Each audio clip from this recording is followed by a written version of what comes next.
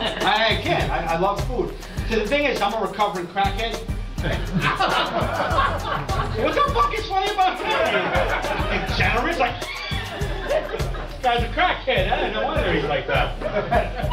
I'm a recovering crackhead. I have 15 years. I used to smoke crack all day and then eat. You don't eat like a crackhead. You never eat nothing. You know what I'm saying? You eat like once a week, like a biscuit. You know what I'm saying? Like, you know what I mean? Like one. Yeah. You want another one? Nah. Oh, I am stuck. You got 20 bucks, so I can use 20 bucks. But I could. So tell me, Mike, what do you love and hate about being a stand-up comedian? What do I love and hate?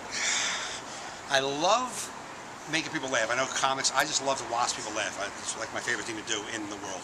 What I hate is the industry, that people, like a lot of comics, frown upon the fact that I love to make people laugh. It's like they're always like in it for something other than what the real deal is, make people laugh. Like that's what comedy is, it's to make people laugh. And a lot of comics, they take it like, oh, it's not only, yes, that's what it's really about. So you're like a simpleton? I'm very simple. That's gratification? Simple. Yep. So, what are your short-term goals? What are you looking to accomplish next? Like the next 6 months, I want to be able to get past in a few of these clubs.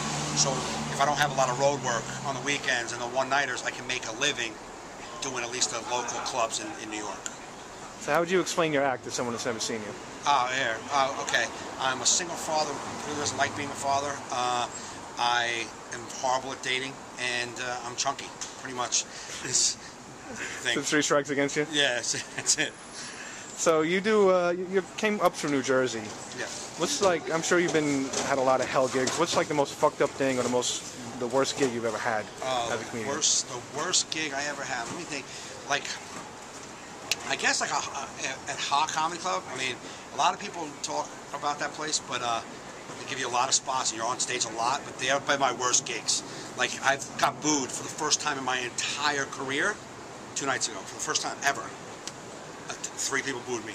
I've never been booed. I didn't even know how to do it. I took it my feelings got so hurt. That you're talking about it. I didn't know how to do it. Like I was like, I didn't know how to handle it. You could talk. If you heckle me, I'll shut you down. But if you boo me, I didn't know where to go with that. I was like, I don't even know what to say to that guy.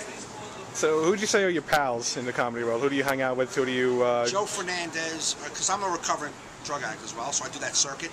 Sort of like Mikey D did that circuit for a while. I do that circuit, so Joe Fernandez is a recovering addict comedian.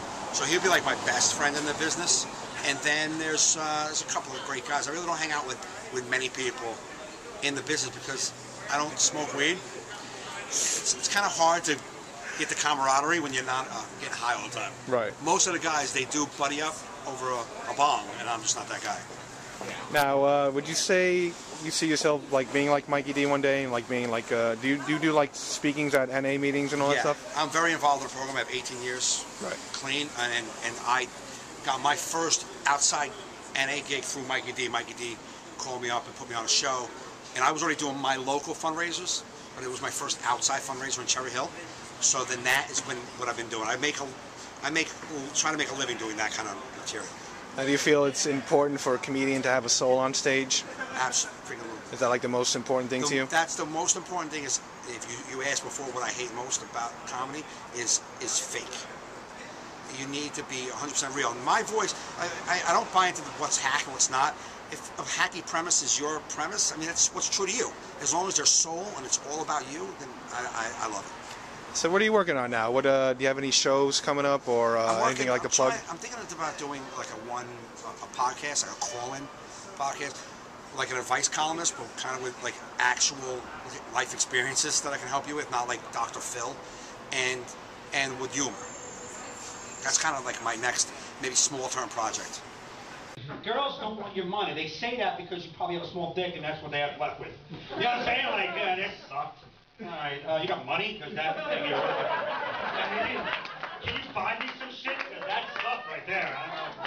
So, how can people find you online? You can go to MikeGaffneyOnline.com. That's my whole schedule, video clips, contact info, everything's there. Excellent. Thanks a lot, Mike. Thank you so much.